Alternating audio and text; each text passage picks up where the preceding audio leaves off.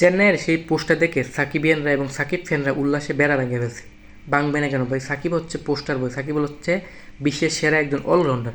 সেই প্লেয়ারটা কিনা বিশ্বের সব থেকে দামি ক্রিকেট লিগ খেলবে, তো সেই ক্ষেত্রে সাকিবিয়ানরা সাকিব ফ্যানরা তো উল্লাসে বেড়া ভাঙবেই, নিঃসন্দেহে ভাঙবে। যেহেতু তিনি জাতীয় টিমে নিয়মিত না, সেই ক্ষেত্রে তাকে এবার আইপিএলে চেন্নাই সুপার কিংস কিনতে যাচ্ছে 80%, এবং সাকিবিয়ানরা তাতে খুশি হবে না সেটা ভাবাই যায় না, সেটা কল্পনা করা যায় না। এক্ষেত্রে একজন বাংলাদেশি হিসাবে চেন্নাইয়ের মতো একটা টিমে খেলবে, সেটা অবশ্যই উল্লাসের, অবশ্যই খুশির। এবং শুধু সাকিব আল হাসান না, সাকিব আল হাসান খেলার তো আলাদাভাবে একটা ফিলিংস আসে, এবং একজন বাংলাদেশি যে কোনো ক্রিকেটার যদি আইপিএল খেলে সেটা একটা উল্লাসের ব্যাপার। কারণ এত বড় একটা বড় মঞ্চে বাংলাদেশি প্লেয়াররা খেলবে, তাদের খেলার ইমপ্রুভ হবে, তারা খেলায় ভালো করতে পারবে, তাদের সাহস বাড়বে, বড় বড় ম্যাচে তারা কীভাবে বোলিং করতে হবে, কীভাবে ব্যাটিং করতে হবে, সেটা আপনার একটু ইমপ্রুভ হবে, উন্নতি হবে। শান্ত তো খালি বলে যে আমাদের এই জায়গায় ইমপ্রুভ করতে হবে, ওই জায়গায় ইমপ্রুভ করতে হবে, তো বলে তো লাভ নাই। আমরা বড় বড় লিগ খেলে সাহস বাড়াইতে হবে। একদম ক্রিকেট হচ্ছে একটা সাহসের খেলা, যেখানে সাহস থাকবে সেখানে আপনি সব কিছু জয় করে আনতে পারবেন।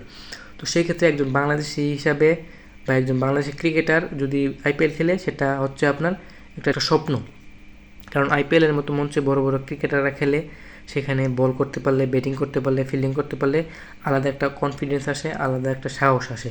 তো সেই ক্ষেত্রে বাংলাদেশ ক্রিকেটের উন্নতি হবে, এবং বাংলাদেশ ক্রিকেটও প্লেয়াররা উন্নতি হলে বাংলাদেশ ক্রিকেটে এমনি উন্নতি হবে।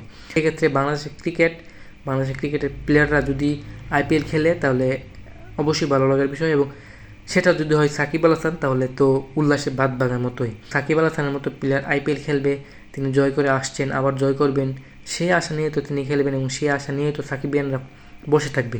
তাই হিসেবে আমরা আশাই করতে পারি যে যদি তিনি চেন্নাই খেলেন, তাহলে তিনি চেন্নাইয়ের হয়ে আর একটা কাপ নিয়ে আসুক। তো যারা সাকিব আল হাসানকে এবং যারা চেন্নাই সুপার কিংসের এই পোস্টটা দেখে সাকিব আল হাসানকে গেস্ট করে ফেলছেন, সাকিব আল হাসানকে চোখের পলকে গেস করে ফেলছেন, অবশ্যই সেটা কমেন্ট সেকশনে জানা যাবেন, এবং কতক্ষণ লাগছে গেস করতে সেটাও কমেন্ট সেকশনে জানা যাবেন। Thanks for watching.